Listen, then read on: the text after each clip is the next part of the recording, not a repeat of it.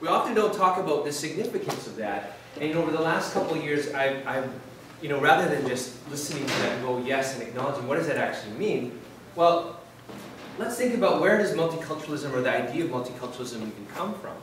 The concept of multiculturalism, often people assume comes from Europe, because everything of Canada at some point came from Europe, right? Actually, no. It's not something that Europe is very good at. It struggles with. In fact, it often says it fails at. And so where would that original idea of multiculturalism have come? And it's right here. It's an indigenous idea to this land. It's indigenous to this country. And because of the biodiversity of British Columbia, there's new science showing that the cultural diversity of a place is directly connected to the biodiversity of a place. And so it's not an accident that BC has the number of indigenous languages and cultures that it has. And so it is arguably one of the most originally multicultural provinces or places of the world that we've seen. So, this is, as was said, I work at UBC. I'm the Director of Intercultural Understanding Strategy Development. I'm working on a strategic plan for the university on how to move it from being a multicultural place to being an intercultural place. So, of course, when I was telling my friends and colleagues that I'm going to an intercultural association in Victoria, everyone was like, they have one there? We're still, in Vancouver, we're still hung up on the multicultural associations, and so this was a really big leap forward for them. So I'm going to talk basically what you assumed about how to foster diversity and inclusion in your organization. I'm going to talk a little bit quickly because I did want to limit my presentation to half an hour so that you can get into the Global Cafe activity. The first part of my presentation is going to be about multiculturalism 3.0. Don't worry if you feel like you missed 2.0. You didn't miss it. You're in it. You're just living it. It's like the internet. People go, when do I get caught up with 2.0? No, you can't. It's just here. It's just you're part of it already. And I'll go by more kind of what they call snow caps. I won't go into too much depth, but just to give you a little bit of an idea. And then I'm going to talk about how you normalize diversity into your organization. How do you actually turn it into something that we just do all the time? And there's a couple tools I'm going to introduce. The first one being a diversity change curve. And I'll email this to you. I thought I'd email it to you after so you knew what you were looking at as opposed to giving it to you as a handout and you guys trying to figure it all out without actually knowing much about it. And this thing that I've recently been developing called the Diversity Lifecycle. So I've been studying how organizations do diversity, and what I've learned is that there's 10 things you'll all end up doing.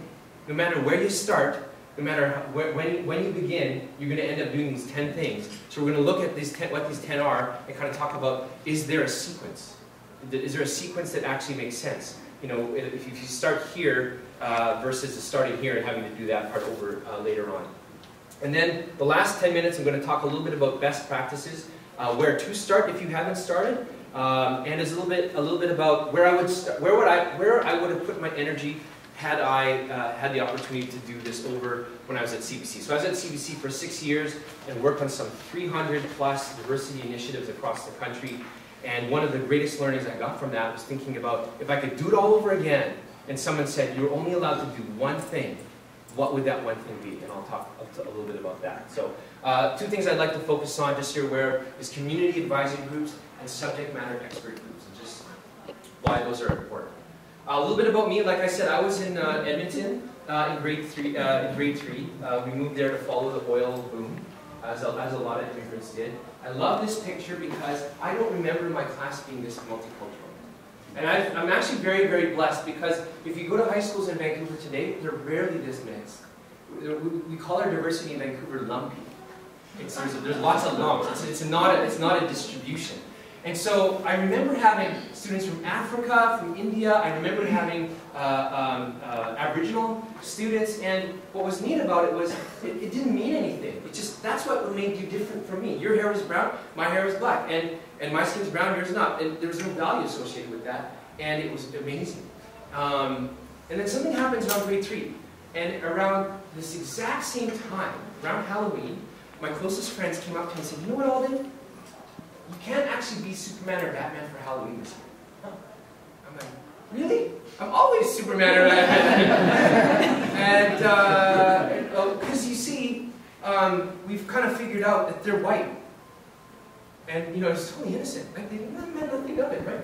But it doesn't make sense. Also, by the way, when we play Indiana Jones, Raiders of the Lost Ark at recess, you can't be Indiana Jones. But you can be that Asian sidekick that goes, so my dad often asks me, like, why are you so into G.I. Joe? I go, well, because, Dad, there's all sorts of people in G.I. Joe. He didn't like the guns thing, but I'm like, but look, there's people that kind of look like me. So I often feel like a lot of my work and my life's work has been to try to bring us back to this place of grade 3. It isn't about being colorblind, it's in fact about seeing color, but not associating that color with value. Right? It's appreciating and valuing that difference. I know people often ask me, just to be clear, you know, I don't ever want you to pretend that I'm not brown looking, or, you know, brown skin, or however you want to, right? I want you to see that I'm brown skin. Being brown is very important to me. You know, the myth of color blindness is that it's not important, right? Well, I've been brown for a long time, right? So it's a big part of my identity, but it doesn't, you know, we'll talk a little bit about how that shifted. So like I said, I've worked at CBC for 6 years. I was the manager of diversity initiatives. And the interesting thing that I'd like for you to take away from there is that diversity was never the goal. And it should never be the goal. Diversity was a means to a goal. The goal at CBC was this: we must look, sound, feel, and exude the essence of Canada today, starting at the community level, to be more relevant, more used, and more valued by more Canadians. This is taken right out of verbatim their annual report. And my question to their management was, how do you do that without hiring the diversity of Canada and reflecting the diversity of Canada in use? It's impossible, right? So what we learned was you could use diversity as a measuring stick to how you're achieving your strategic objectives. And I do work at UBC as well. I'll skip that to talk a little bit about that. This slide is a little bit of a lie. It shows me surfing. I did not spend as much time on that. Doing that. Most of my time was in the water. But that was the one shot. And I'm married into a Chinese family, and this is my 2-year-old son. And we like sunsets. And what else? I'm absolutely obsessed with diversity. To the point where it's become part of my child's life, right? So he's recently gone through this Green Lantern phase, and this is my Green Lantern. He knows this is Daddy's Green Lantern. This is John Stewart. I'm not sure if you knew this, but Green Lantern, there's always been a black Green Lantern, and we forget that in fact there are comics that promote diversity, including Archie. Did you know that the love triangle between Archie and Veronica and Betty is over? It's been over for about a year. He actually didn't choose either of them. He married Josie from Josie and the Pussycats. And they currently have a mixed race, red-haired black baby. And in case you're following Spider-Man, Peter Parker is actually no longer today's Spider-Man. He was replaced by Miles Morales, who's a mixed race black Hispanic. That's kind of the world the world's going, you know, and I'm obsessed with kind of tracking this stuff. So pop culture is often a great indicator of where our social values are, and I'll talk a little bit about that. I've also been publishing an online magazine called Schema. I've been doing that for almost 10 years now, and the whole purpose of this was when I graduated from, when I got out of university, I found myself in a space where I was too ethnic to be mainstream, to be seen in mainstream media, and I was too mainstream to be seen in ethnic media. Okay, but am I unimportant? Actually not. According to the 2003 statistics, my cohort is actually the highest income producing cohort of Canada. So we're the economic mainstream, but we're not the cultural mainstream. And so one of my goals with Schema is just to try to give this particular cohort a voice. One of the things that's been buzzing around this year is that Green Lantern introduced a new Muslim Arab American superhero, first one ever as far as we know in history. So lots of focus on pop culture. So I do a lot of public speaking, and as Stephen said, I talk a lot about this shift from multiculturalism 1.0 to 2.0 and then to 3.0, which is what I'll do a little bit about today. I don't have time to go into too much depth, but basically the gist of it is, like your software on your computer, it needs an update every once in a while. Our ideas need to fit the needs of the moment. This is a kind of funny slide. I just showed this slide at this big provincial conference in Vancouver, and when this slide came up, the organizer ran up and said, "For laptop," and she said, "No, it's a slide, it's a slide." And the whole audience is watching. Really funny. To illustrate this, I'm going to talk about my first Lego set. This is my first Lego set, circa 1976. My dad showed up one day. There was no reason for him to have bought this. He just showed up one day and bought it. And I was so moved by it, I actually still have it. And these are some of the original parts. I memorized how to build it as a child. I don't know where the instructions are, but and it's pretty close to the original, but you know, it's a little bit worn. You can tell I love this. It's in my office. No one's allowed to touch it. This is what the Lego looks like now. This is a Lego set that my nephew gave me around 2006. It's from this set called Exoforce. It's Japanese manga-inspired exosuit. You can tell I'm a bit of a nerd about this sort of thing. And it's amazing. You know, I kind of think about how new it is for the imagination. Now, my nephew, the interesting thing about this is my nephew, you know, I tried to show him my original Lego, and he just goes, I'm playing with this now, you know? Like, yeah, you're right. Okay, so the thing is, multiculturalism is more than just a policy or something we've experienced. It's actually connected to the Canadian imagination. It's connected to how Canadians imagine profoundly different people being able to live and work with one another. But you see, just like my nephew, our imaginations evolve. It's a living thing. It doesn't stay static. So what we imagined in the 1970s is different than what we're imagining now, and there's been a shift. And so to accommodate that shift, we need a little bit of an update in terms of our diversity software, and the hardware has definitely changed, and the environment has changed. So multiculturalism 1.0 is essentially the mosaic.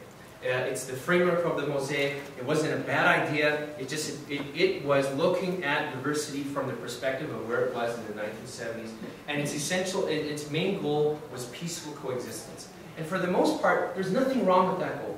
So we'll talk a little bit more about what we want. And the biggest challenge with multiculturalism 1.0 is you are your ethnicity. No matter how much it is, no matter how little or how much it's a part of your everyday life, you are your ethnicity.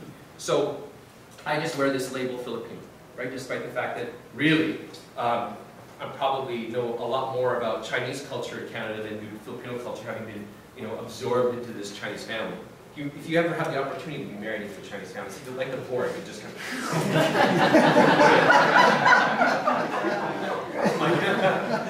They know it.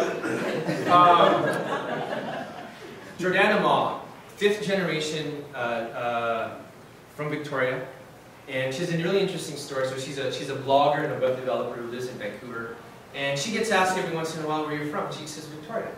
And someone goes, "No, where are you really from?" "Well, what do you mean by that?" "Well, where are your parents from?" "Victoria." "Where are your grandparents from?" "Victoria." "Where are your great-grandparents from?" "Victoria." What do you actually want to know, right? She understands very, very little bit of Chinese, and you know, obviously it's a part of her life because she can't remove it from her appearance. But it's not the first thing she would identify herself, and it's become a lot more complex than that. And the thing about the mosaic is it requires easy and simple responses to the question of where you're from. This is a couple I met in Seoul, Korea a number of years back. The young woman's name is Yulia, and the guy's name is Andreas. Yulia is a 3rd generation Uzbek of Korean descent, and Andreas is a 2nd generation mixed race Korean Austrian, both living in Korea. And she spoke perfect English, Japanese, Korean with a Russian accent, and he spoke perfect English, Korean with a German accent. So imagine they immigrate to Canada one day. Where in the mosaic would they fit? Where would their kids fit, right? So things are changing, not just in Canada, but around the world, just because of migration and how we're connected. And so some of the old models about how we think about identity are being challenged. And the interesting thing is, for most places of the world, still think of you in this framework. You are your ethnicity. So I've come up with this term to describe this generation, and actually this generation does it a lot, but most Canadians all do this, of being a cultural navigator. Most Canadians actually have this ability to very fluidly move in and out of different cultural spaces. And it's just something in our complexity that's becoming more and more common, and cultural navigators really struggle with the mosaic. So you talk to people in their 20s and their 30s today, and they'll tell you, I don't quite get the mosaic concept, you know, and maybe it makes, and it did make sense. It did make a lot of sense. So one of the things we've learned recently, Canadians' attitudes towards ethnicity have changed. So I'll just share some of the research that I've been working with. This is from 2003, so this is fairly old at this point, but the 2,000 Canadians were asked how important these factors were when choosing a spouse. And so it goes from attitudes towards family and children, moral values, attitudes towards work and leisure, and the very last, to everyone's surprise, was class, political views, and ethnic background. Ethnic background was dead last. So this is kind of an interesting reality that Canadians have separated ethnicity from values. That's not always the case. You know, when you talk about, you know, what are Japanese values? What are French values? What are German values? They're connected to the ethnicity of being Japanese and being German and being French. And this is not the case in Canada. It's a very, very unique aspect. And so a lot of people wondered, well, does that mean ethnicity is no longer, are we in a post-ethnic reality? And actually that's not the case. So one of the questions was, how important is ethnic identity to your identity? And what we learned was, if you look here, all respondents 18 to 30, the black bars are how important ethnicity was to their identity. So 55% for all respondents. For immigrants, 74%. For visible minorities, 76%. But the gray bars are how important is it when considering someone as a, for a life partner. And you can see the paradox here. It's important, but it's not so important that it would affect who I was going to marry. And this is really important to note because this is uniquely Canadian.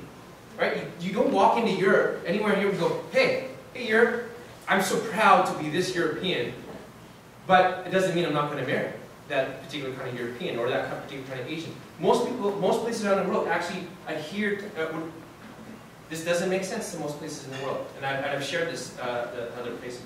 Who described it the best, actually, was Barack Obama in his campaign in 2008.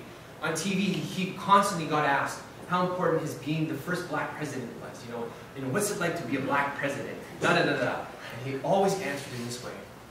My being a black man informs who I am, but no longer defines who I am. And I thought, you nailed it. That's exactly how I feel about this and how a lot of Canadians feel about this identity. Right? So this is the key to multiculturalism 2.0. Ethnicity and race inform identity. Whereas in 1.0, it was your identity. And that's the big paradigm shift. Now in 3.0, what the biggest difference is we know some stuff. You know, in the 1970s, we had no idea how this was going to turn out and how this was going to work. 30 years later, we've learned a lot of things. We're no longer in this hyper-experimental mode. We're actually in a very, very well-informed place. And so let's look at some of the things we know. Well, what we've learned is that you can be a multicultural place, and that doesn't necessarily mean you'll be an intercultural place. So I'm very happy that this is the Intercultural Association, because it actually communicates a different tone to what you're meant to be. We've learned, particularly at UBC, that you can be a very, very diverse place and actually not have any understanding of the diversity at all, right? So there's this assumption that if you're the lone guy in a workplace that's predominantly female, that you'll go home with a better understanding of what it means to be a woman. When in fact, what we've learned, that's not the case at all. That the guy could actually leave work with more misconceptions about what it means to be a woman than he started with, right? It requires more than just contact and exposure. Contact with diversity is not sufficient. So when we see statistics about the makeup of a population or how many people of color are actually in an organization, that doesn't necessarily mean that that's an intercultural or an inclusive or a welcoming organization or community. We need more metrics and more things to look at. And so Multiculturalism 3.0 attempts to articulate what is it that we're actually trying to achieve now that we're here. Now that peaceful coexistence is more or less the norm, what are we actually trying to achieve? The other thing that we've learned is that where this stuff does happen, where intercultural understanding does happen, it happens by design. It does not happen by accident. This is what we imagine, right? You drop this student on campus, or you bring in this new immigrant into a community, and we imagine this happening, this connectedness. When in fact, what we're actually seeing is this. And the students at UBC had a great term for this. They call it ethnic cliquing. It's just cliquing. We're a cliquey place. We know it. It's part of our identity. We just accept it, right? We get comfortable with talking about it. But that's actually what's happening. I was going to talk a little bit about, so that's the bad. The good is, we're in an innovative place. The bad is there's some new problems that we didn't know that we were going to have, that we're having to deal with now. And on the worst case scenario, there's some things that we're doing more by accident, but we kind of look at them as the ugly. So this is a story, and I don't want this to be, I understand we have some officers in the room.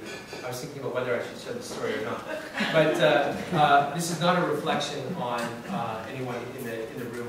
I hate that too, because, I'll be in a group where they say, like, a group of women, and they'll just be like, men are blah, blah, blah. You're the exception, of course. Because what does that actually mean? But I'm going to share this story. Kind of take it how you like it, how you feel about it. Mo Dollywall was in a restaurant in Abbotsford, and you may have read this in the paper, in June, and enjoying dinner, probably being a little bit out of control in some ways, probably maybe even a little bit obnoxious. And we're not sure of the circumstances, but the gang task force in Abbotsford showed up and proceeded to evict him from the restaurant. Now, Mo, being who he is, wanted to know exactly why he was being removed, and he could read the situation, and as a result, he got detained. And so they interviewed him in the back of one of the cars, and they realized this guy has no connection to any gangs at all, and they let him go. Now the problem is, Mo is the chair of the Multicultural Advisory Council for the province of BC. Right? And the real damage in this wasn't Mo's reputation. It's that the entire South Asian community in Vancouver now feels scared. It feels like, it doesn't matter how successful you are. It doesn't matter that we were hanging out with lawyers, doctors, and accountants. If we look the role, we can get thrown out. Right? If we're just a little too loud, we can get thrown out. And so there's this thing now in the community, like, so what do we do with this? Right? And we're trying to sort this out. And I'm hoping that there's a learning that comes out of this in terms of, we need this task force. That task force has made Abbotsford and actually the Vancouver area safer. We absolutely need them. And we need them to come across with the same bravado and confidence that they do, because they're dealing with a particular type of social element that requires that kind of treatment. Right? We don't want to take that down ever.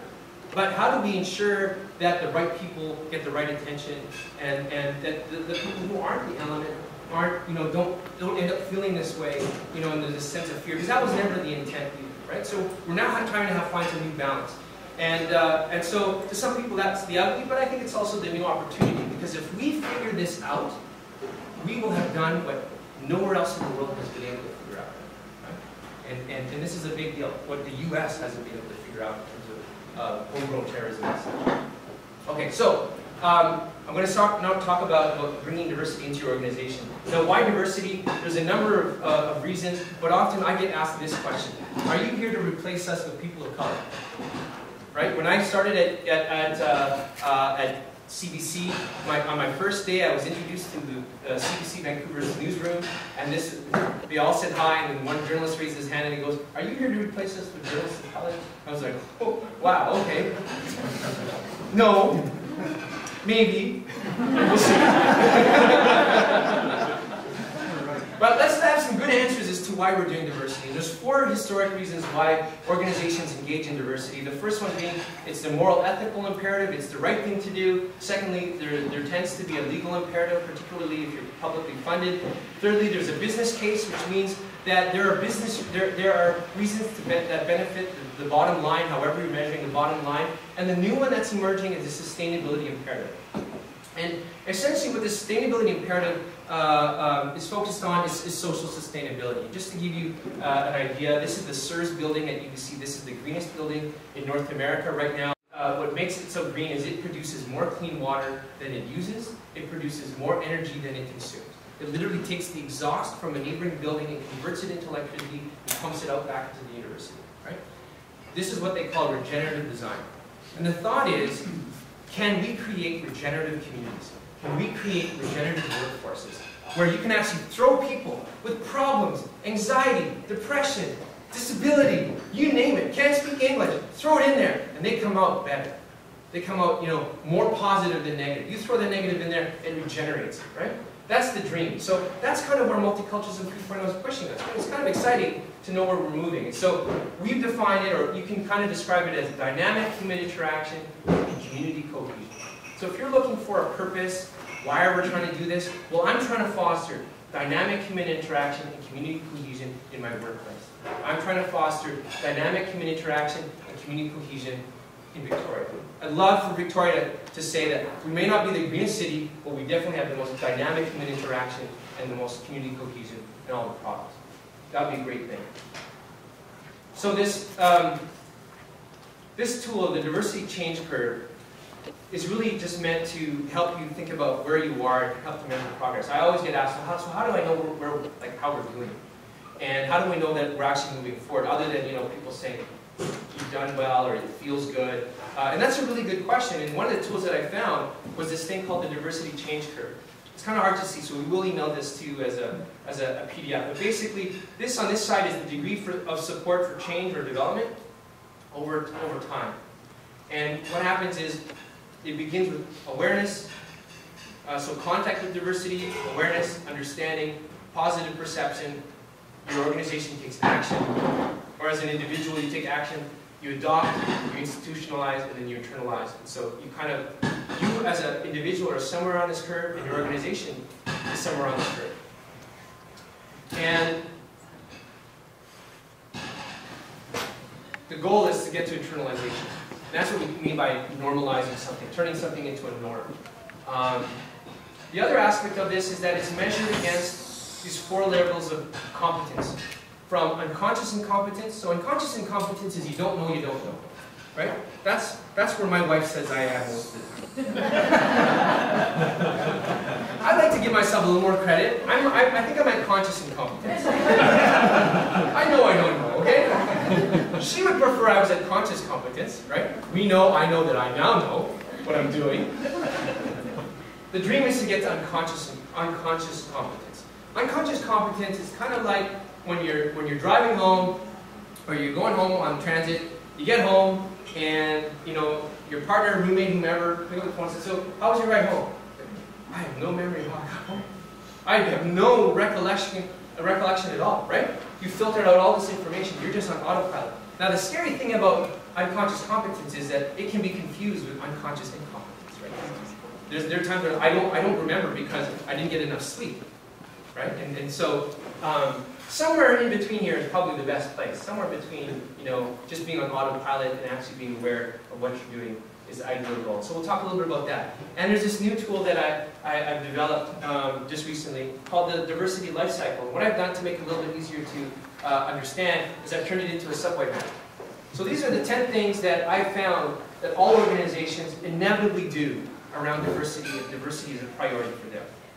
Research, strategic goal setting, writing some kind of action plan or strategic plan, community partnership, recruitment, I refer to it as strategic hiring, staff and client, goes this way, management and staff development, so this is training, this is similar to what you guys are doing today, and we've developed this framework at UBC called Intercultural Fluency, so we often ask, well, what are we actually trying to grow in our staff and in our students? It's a fluency in other cultures, it's a fluency in the ability to move in and around other cultures.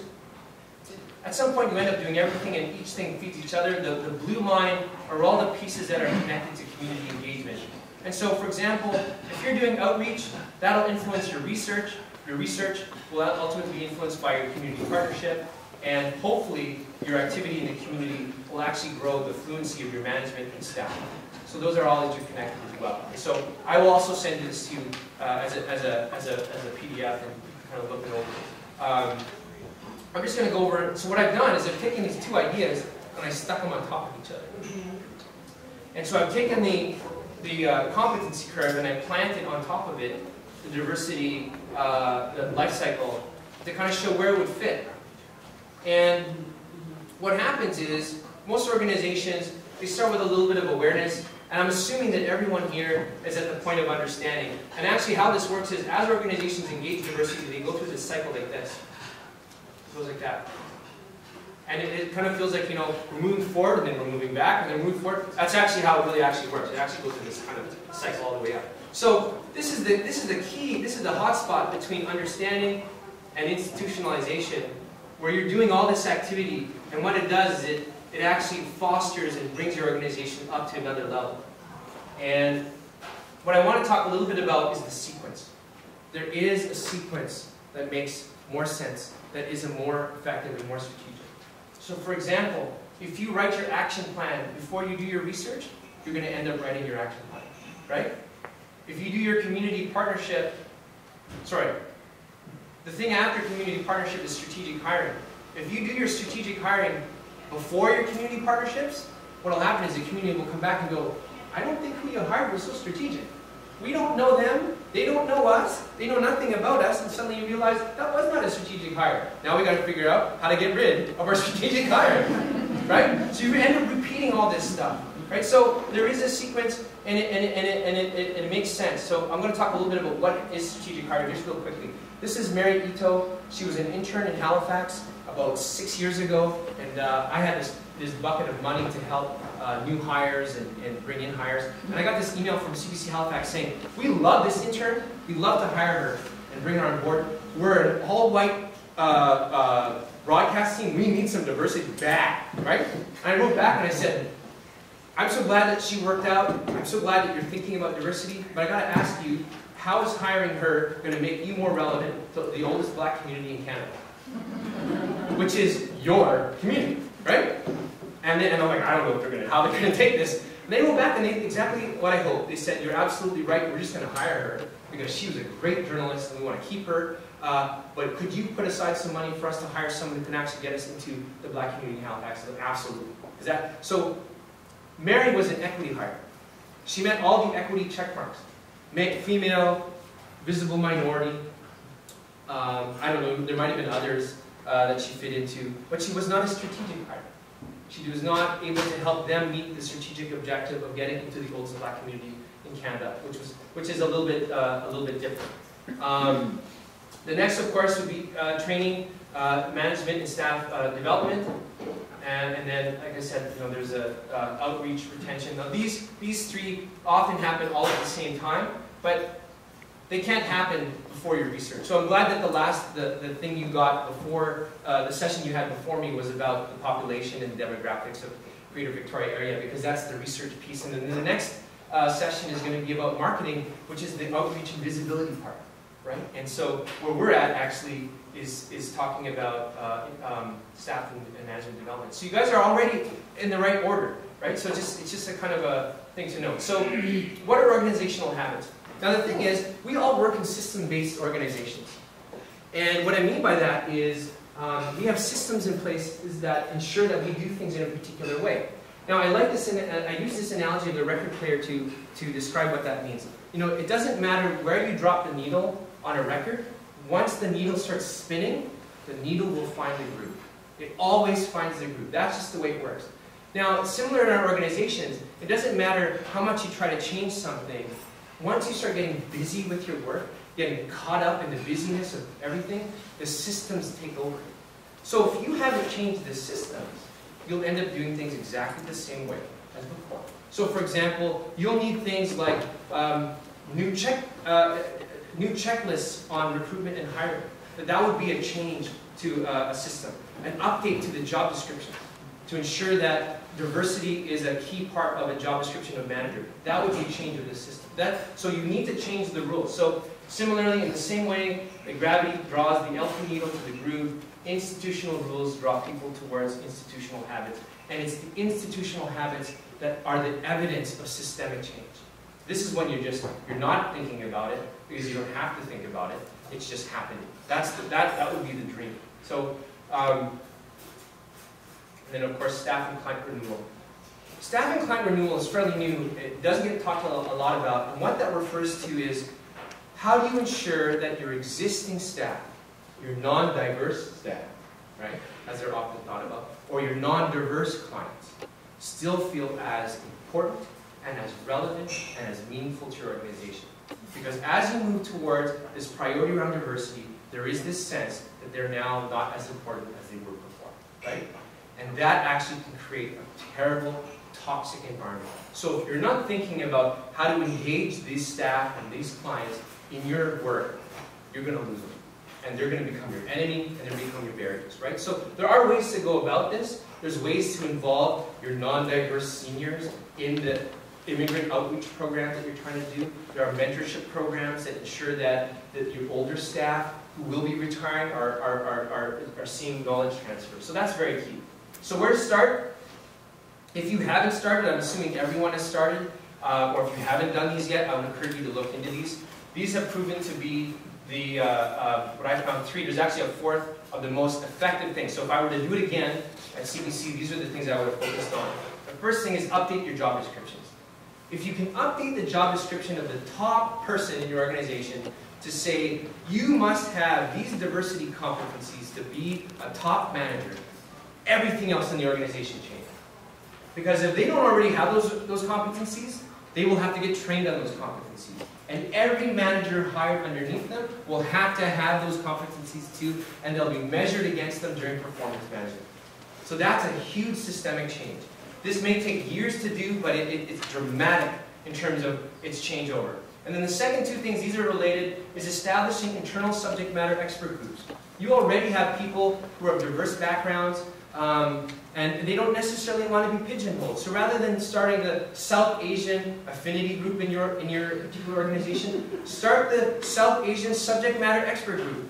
You don't have to be South Asian, you just have to have an expertise in this community or in this particular subject matter, and that's a far more effective way to go about it, and then draw on that expertise. And then lastly, develop community advisory groups. You need the knowledge, the information, and I'll give you an example of something at CBC, or at UBC. So I'm not sure if you guys remember this, that UBC had plans to build a hospice on campus. You've probably heard about this controversy, right? And it turned out that the residents of the building, this is the building where the hospice was going to be built across from, they were going to protest it's being built there. And so it turns out that the residents who were protesting were immigrants from China. And so this got big. It got big in the paper, and then it finally got to me, and I got a phone call from the unit that develops all the land projects. And my first question to them, and their question to me was, is this a Chinese cultural issue? And I said to them, what did your Chinese community advisory tell you? Like, we don't have a Chinese community advisory. I'm like, 1 out of 3 students on our campus is Chinese speaking, and we don't have a Chinese community advisory? That's craziness, right? So the only thing we could do was assume everything we had done around the hospice was wrong. Because we couldn't even validate that it was right. We had no one to ask. And so what we had to do was create an advisory group and make some phone calls and figure out what was actually happening. So it turns out it was not a Chinese community, Chinese cultural issue. The issue was about half the residents are super, super rich families from China who are single moms trying to raise 1 to 2 kids on their own. Their husbands are in China. They don't know anyone in their building. They don't speak the language. They don't know anyone in the community, completely on their own. And they picked up their paper, and it says UBC was going to build, and this was the translation the papers were using, a center of death in their backyard. And some of them, the translation was factory of death, right? So when I went back to the president, I said, imagine your wife in another country, can't speak the language, knows nobody, trying to raise her child, and she picks up the local paper in her language, and it says, a center of death is being built in your backyard. Would you freak out? Would she freak out? Of course she would freak out. This has nothing to do with the fact that they're Chinese, right?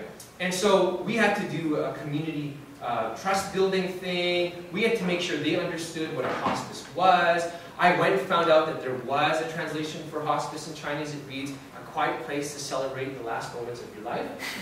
And the papers intentionally did not use that translation to sell more papers, right? Classic PR disaster, right? We could have avoided all of this with a Chinese community advisory, right? And instead of spending all the money and time, and it was a big disaster, but it's all good now. In terms of subject matter expert groups, one of the best things that we ever did at CBC while I was there was we brought together 20 Aboriginal journalists and 20 senior management.